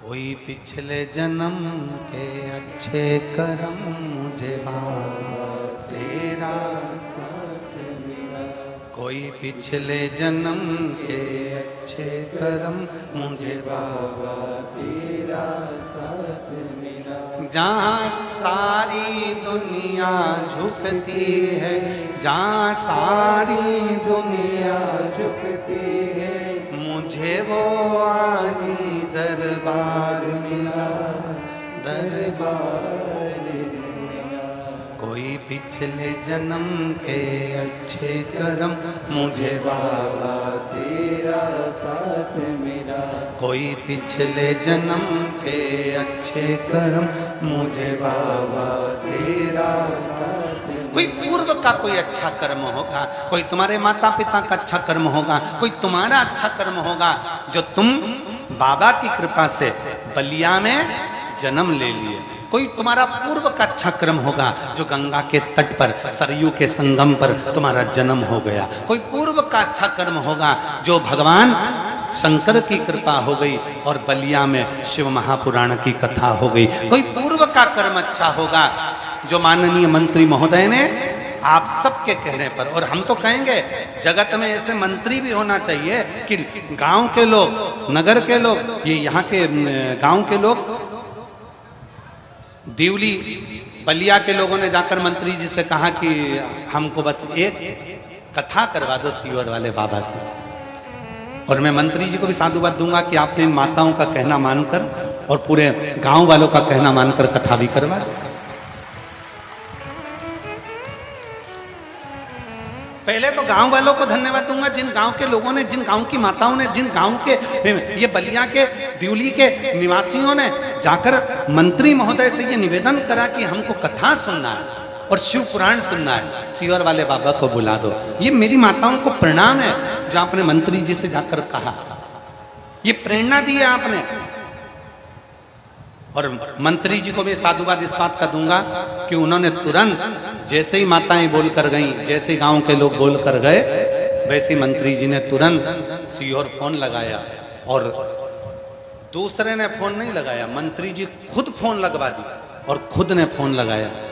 इसके लिए मैं साधुवाद दूंगा मंत्री जी, आपको बहुत बहुत साधुवाद, बहुत साधुवाद। खुद ने फोन लगाया और मंत्री जी इतने बड़े पद पर होने के बाद भी मंत्री जी ने फोन लगाकर कहा कि मेरे गांव के लोग, शब्द सुनिएगा, कि मेरे गांव के लोग शिव पुराण की कथा सुनना चाहते हैं। समीर जी से बात हुई, समीर जी ने हमको कहा कि मंत्री जी का फोन है उत्तर प्रदेश से और कहे कि गांव के लोग कथा सुनना चाहते हैं। हमने कहा जब गांव के लोगों का इतना भाव है और मंत्री जी किसी से फोन नहीं करवाए, खुद स्वयं कर रहे हैं, तो उनका भी इतना भाव है शिव जी के प्रति, मतलब ये कथा केवल मंत्री जी नहीं करा रहे, ये कथा स्वयं देव अधिदेव महादेव करा रहे हैं, इसलिए कथा सफल हुई। इसकी सहजता है।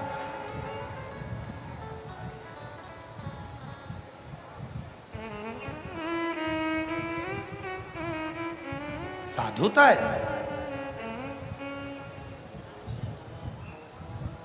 महाराज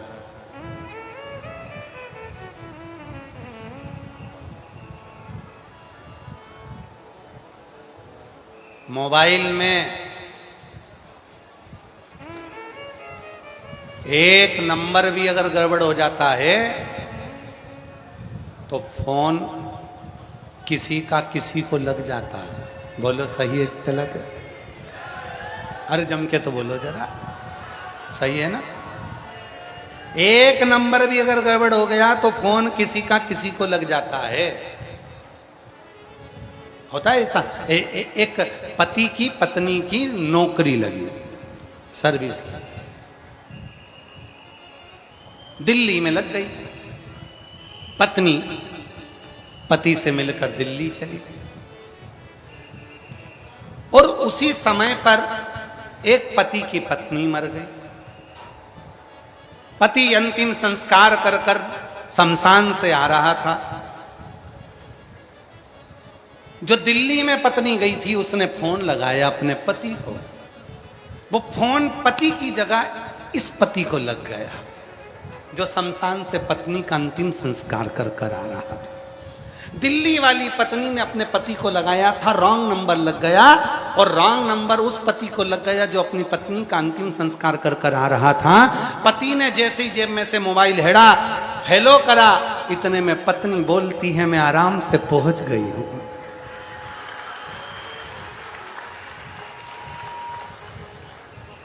जो पति अंतिम संस्कार कर कर आ रहा था उसको चक्कर आ गया। मैं आराम से पहुंच गई हूं, 15 दिन में तुमको भी बुला लूंगी। भाई 15 उठाई नीचे पड़ गया। गांव के लोगों ने पानी का छींटा दिया, उसको उठाया, उठते से बोला, उससे पूछा हुआ क्या? फोन आया था। किसका? उसका। बोल रही थी आराम से पहुंच गई हूं, 15 दिन में तुमको बुला लूंगी। इतने में गांव के लोगों ने कहा पागल हो गया है, अभी आग लगा के आए, मोबाइल लेके थोड़ी ना गई थी। पूरा शरीर देखा था, जो पेनी थी वो भी निकाल लिया था। 4 बांस, 40 कंडे, 4 कंधे, इसके सिवाय कछु नहीं था। सब देख लिया था। लगता है फोन किसी का किसी को लग गया होगा और वो ही हुआ। दिल्ली वाली पत्नी अपने पति को लगा रही थी और उसका रॉन्ग नंबर इस पति को लग गया था। इसलिए निवेदन है, शिव की कथा जब सुनो और एक लोटा जल चढ़ाओ, श्री शिवाय नमस्तुभ्यम जब बोलो तो नंबर सही लगाओ, नहीं तो मन भटका कि नंबर मन भटका गया।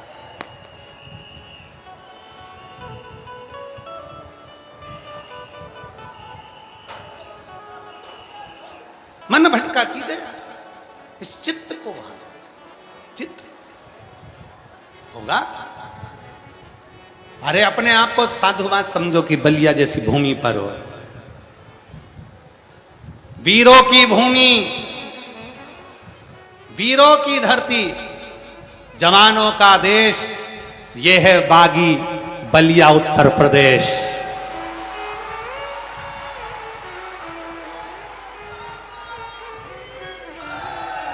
ये कोई साधारण है?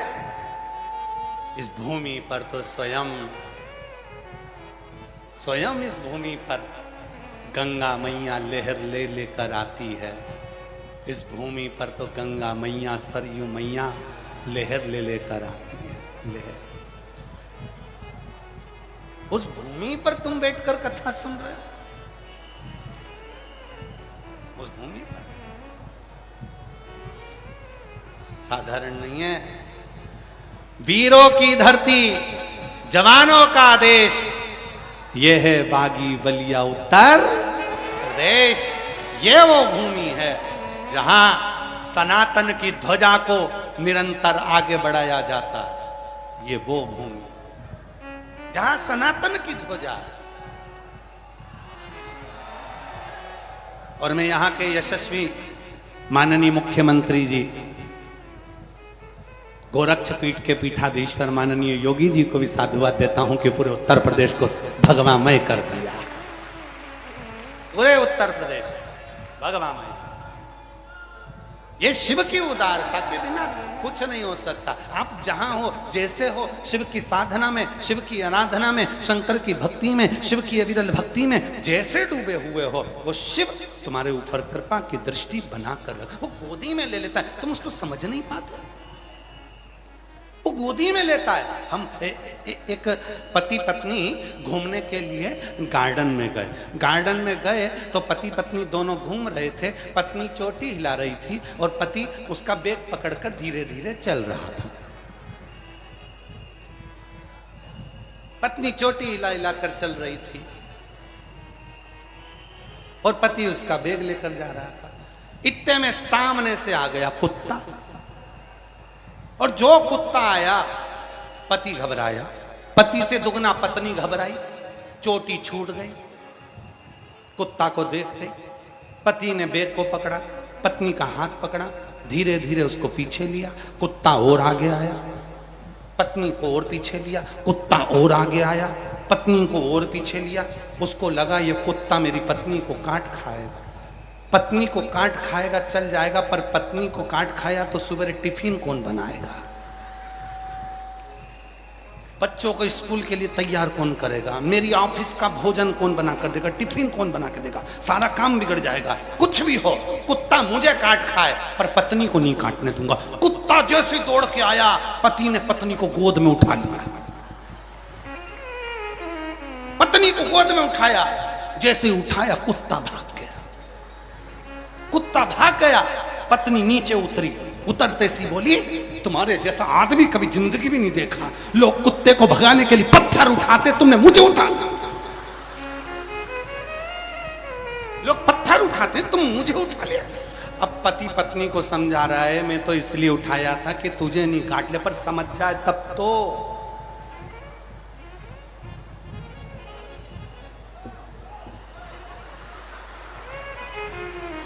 समझे तब तो ना।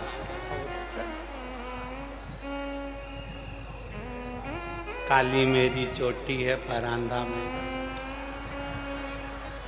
अब चल दे। अब समझे तो समझे। शिव मेरे गोदी में उठाते, थोड़ा दुख आया, थोड़ी तकलीफ आई, थोड़ा कष्ट आया, थोड़ी बीमारी आई, थोड़ा तकलीफ में आ गए, चिंता ना करिएगा। शंकर भगवान ये सब दिए हैं, इसलिए दिए हैं कि थोड़ा कष्टों से निकलोगे, मैं तुम्हें गोदी में संभालने के लिए तैयार खड़ा, मैं तुम्हें गोदी में लेने के लिए तैयार। तुम कष्टों से निकलोगे और मैं तुम्हें संभाल, मैं संभाल। भोले हाथ पकड़ लो तुम मेरा, संसार में मेरा कोई नहीं। भोले हाथ पकड़ लो तुम मेरा, संसार में मेरा कोई नहीं। भोले हाथ पकड़ लो तुम मेरा, संसार में मेरा कोई नहीं। ए बलिया वालों सब बोलो एक बात, भोले हाथ पकड़ संसार में मेरा कोई नहीं। तेरे सिवा मेरा कोई नहीं, तेरे सिवा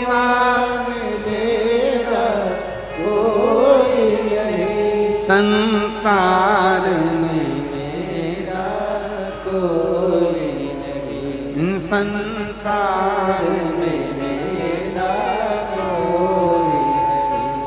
भोले हाथ पकड़ लो तुम मेरा, संसार में मेरा कोई नहीं। भोले हाथ पकड़ लो तुम मेरा, संसार बोलो बोलो बोलो। आज शिवरात्रि है। कोई नहीं। दुनिया को देकर देख लिया, दुनिया को देकर देख लिया, परिवार को, नातों को, रिश्तों को, कुटुंब को, कबीले को, सबको दिया, पर किसी ने एहसान नहीं माना। किसी ने सब दिया, सब सर्वस्व दिया, कोई नहीं। दुनिया को देकर देख लिया, दुनिया को देख लिया, पर तेरे सिवा मेरा कोई नहीं, पर तेरे सिवा मेरा कोई नहीं।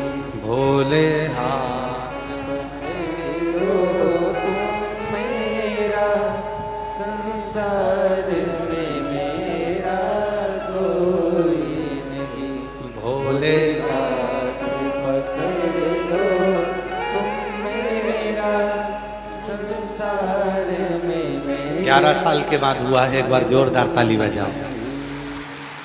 भोले हाथ कोई नहीं, संसार में मेरा कोई नहीं, संसार में मेरा कोई नहीं, संसार में मेरा कोई नहीं। भोले हाथ पकड़ लो तुम मेरा, संसार में मेरा कोई नहीं। ये पूर्ण संसार सागर में हमारा कौन कौन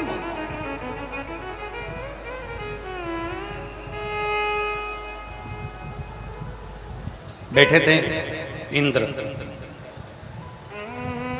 अपने सिंहासन पर। देवऋषि नारद का आगमन हुआ।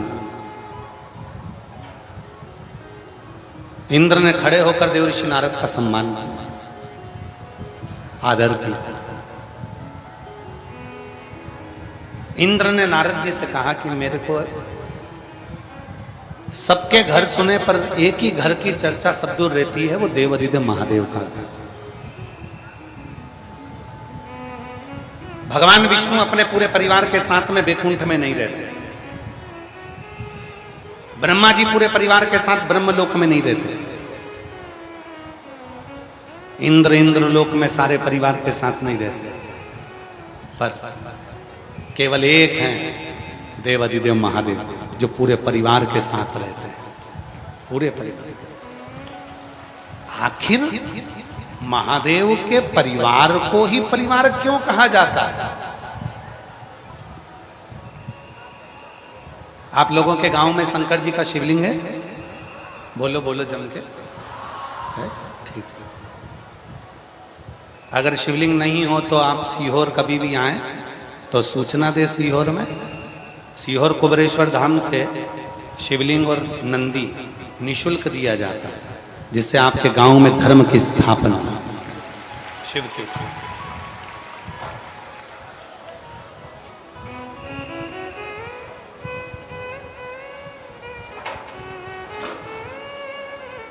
धर्म की स्थापना, शिव की स्थापना।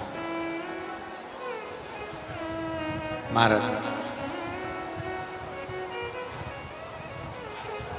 तुम्हारे गांव में अगर शिवलिंग है तो अपन क्या कहते हैं? शिव पंचायत है, शिव का परिवार बैठा है, पूरा शिव परिवार हमारे मंदिर में है। शिव परिवार केवल एक देव अधिदेव महादेव का परिवार ही परिवार के रूप में कहलाता है। क्यों? किस लिए?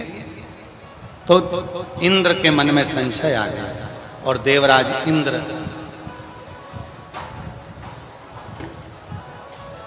इंद्र के मन में संशय हुआ तो नारद जी से कहा कि मुझे आखिर शिव के परिवार को ही परिवार क्यों कहते हैं?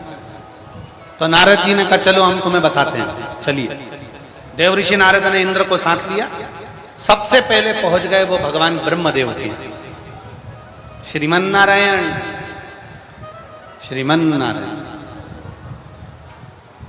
ब्रह्मा जी के पास पहुंचे। अब ब्रह्मा जी के पास पहुंचे तो ब्रह्मदेव ने देखा कि नारद जी आए हैं, इंद्र आए। कैसे आना हुआ? बस प्रभु दर्शन की मन में ललकता थी तो आ गया। अच्छा, ठीक है। ब्रह्माणी ने देखा देवऋषि नारद जी को, ब्रह्माणी ने देखा देवऋषि नारद और इंद्र को। तो ब्रह्माणी पूछती हैं, नारद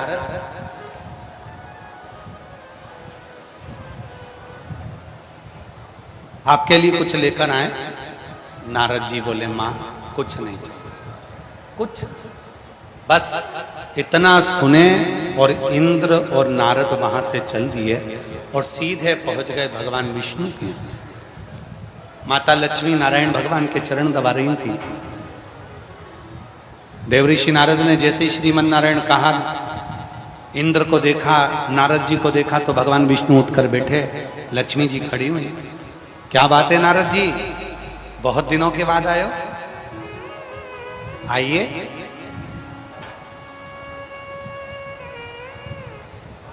कुछ खाएंगे पिएंगे, कुछ लाएं हम आपके लिए? नारद जी बोले नहीं, कुछ सब। अब यहां से देवऋषि नारद इंद्र को लेकर सीधे देवाधिदेव महादेव के पास पहुंचे। और जैसे ही महादेव के यहां गए, शंकर भगवान तो नेत्र बंद कर कर बैठे हुए थे और पार्वती जी सेवा में लगी हुई थी। उन्होंने जैसे ही देखा इंद्र और नारद जी आए, पार्वती मैया ने आसन बिछा दिया, दोनों को बिठा दिया और बिठाते से ही बोली कि प्रभु आंखें खोलेंगे तब तो तुम्हारा मिलना होगा। बस मां नारद अभी आई। पार्वती मैया अंदर गई, गड़ले में जल भर कर लेकर आई, नारद जी को इंद्र को दिया। दोनों ने कहा मां हम तो जल पिए। नहीं नहीं पियो, जल पियो, जल मैं लेकर आई। नारद रुकना, जाना नहीं, अभी लक्ष्मी जी के यहां से मेरे यहां लड्डू आए हैं, मैं तेरे लिए ला। पार्वती मैया अंदर गई, लड्डू लाकर दे दिए नारद जी। नारद जी इंद्र ने लड्डू खाए, जाने लगे। पार्वती मैया कहने लगी नारद शायद तुम भूल गए, तुम्हारे देवाधिदेव महादेव को मेरे हाथ की रोटी बड़ी अच्छी लगती, मैं तुम्हारे लिए रोटी लेकर। नारद जी जाने लगे, माता ने रोक लिया, भोजन कराया। शिव जी के नेत्र खुल गए, शंकर के। शिव जी देखकर प्रसन्न हो गए। देवऋषि नारद और इंद्र चल दिए। इंद्र से देवऋषि नारद ने कहा, उत्तर मिल गया कि शिव के परिवार को परिवार क्यों कहा जाता है। इंद्र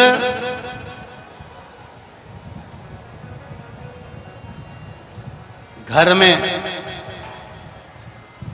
दो तरह की स्त्री रहती है।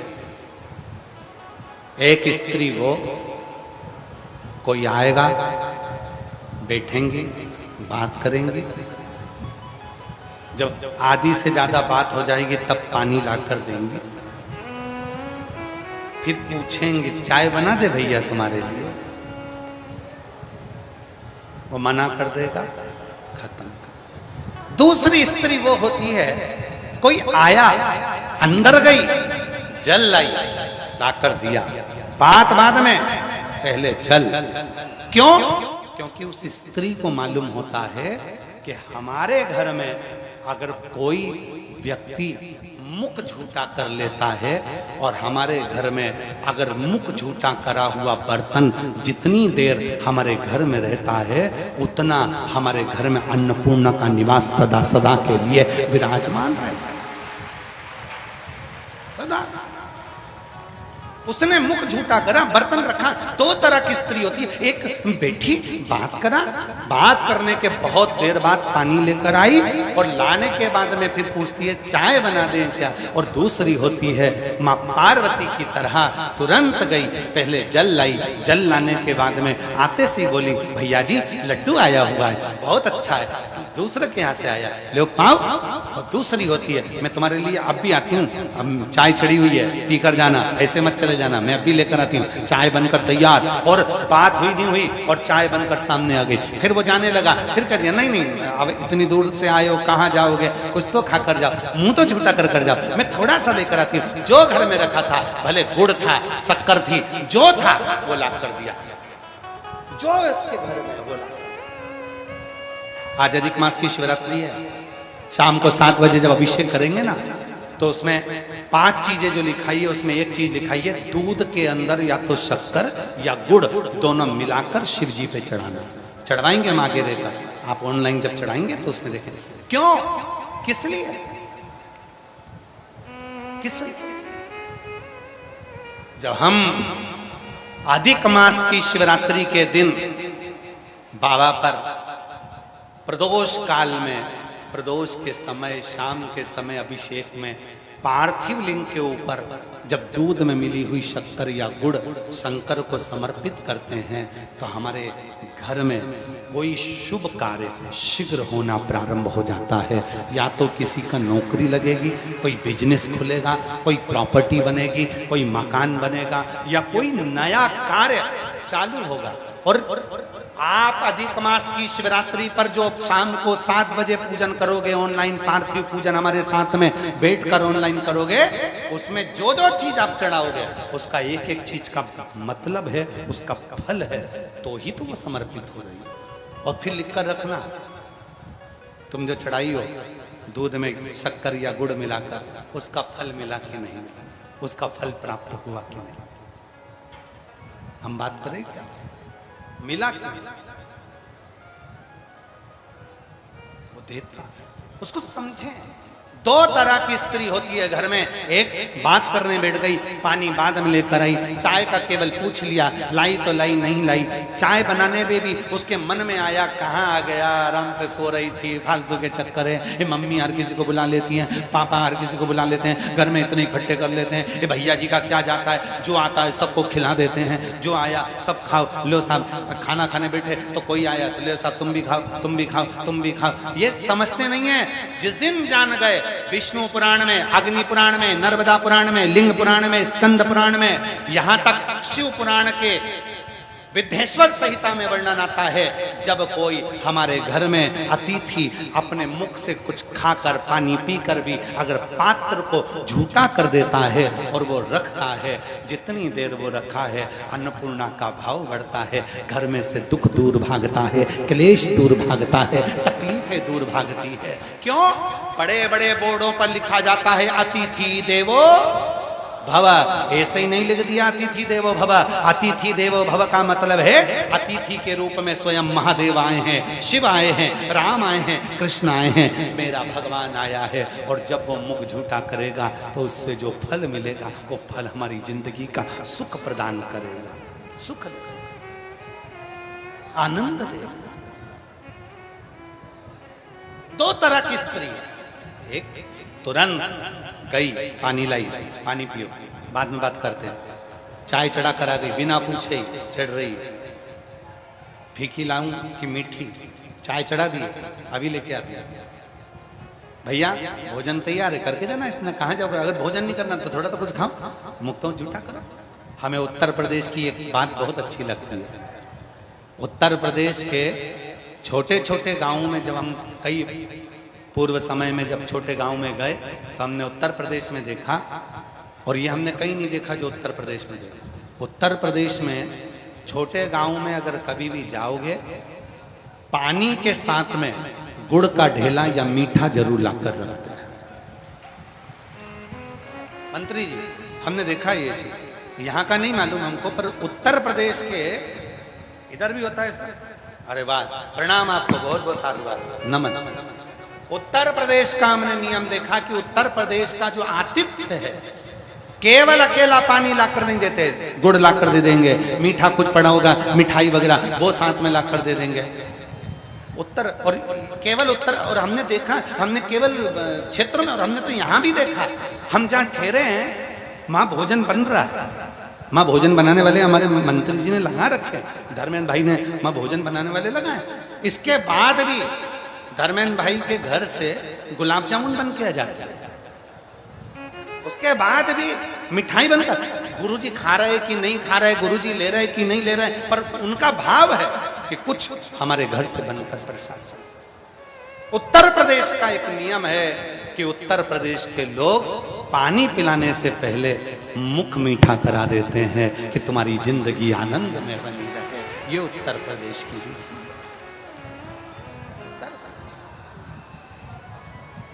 जभी तो सबसे ज्यादा देवता यहीं आए हैं। राम जी भी उत्तर प्रदेश में, कृष्ण जी भी उत्तर प्रदेश में, कल्कि भी उत्तर प्रदेश में, और विश्वनाथ भी उत्तर प्रदेश में, गंगा मैया भी उत्तर प्रदेश में, सरयू मैया भी उत्तर प्रदेश में, यमुना जी भी उत्तर प्रदेश में, कहीं पर भी हो पर आई जरूर है उत्तर प्रदेश में। उत्तर प्रदेश में सारे तीर्थ आकर बैठ गए, सारे देवता आके बैठ गए, भगवान आकर बैठ गए। कभी कभी मन में आता है कि गजब का उत्तर प्रदेश, इतना प्यार भगवान को उत्तर प्रदेश, इतना प्यार।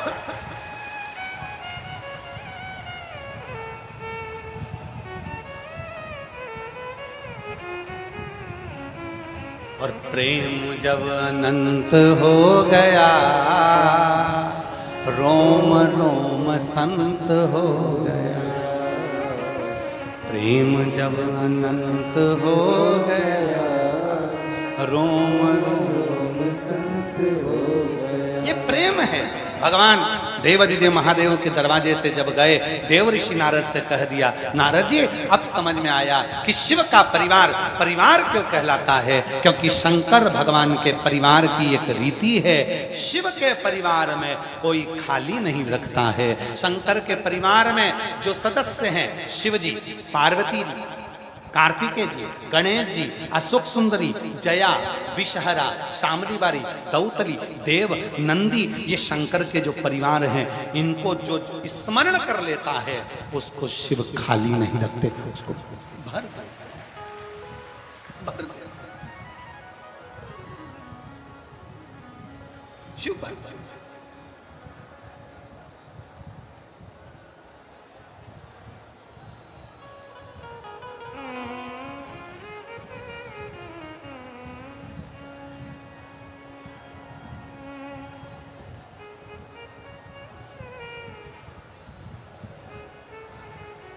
महाराज शिव कथा कर देने में शंकर पीछे नहीं हटते। रावण को सोने की लंका दे देते हैं, भस्मासुर को कंकण, वो देने में पीछे।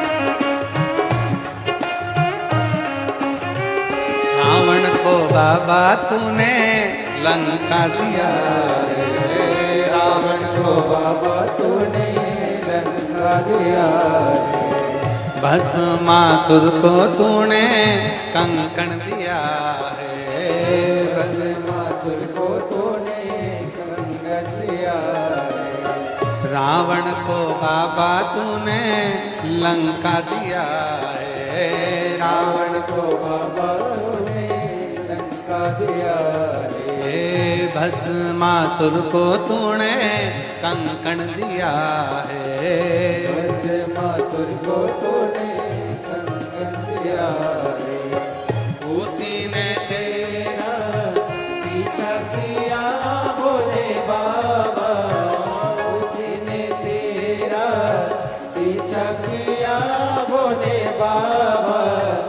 मत वाले रखवाले, मरने वाले रखने वाले, बमा बम भोले शंकर, गले में नाग भयंकर, बमा बम भोले शंकर, गले में नाग भयंकर, बमा बम भोले शंकर, गले में नाग भयंकर, बमा बम भोले शंकर, गले में नाग भयंकर।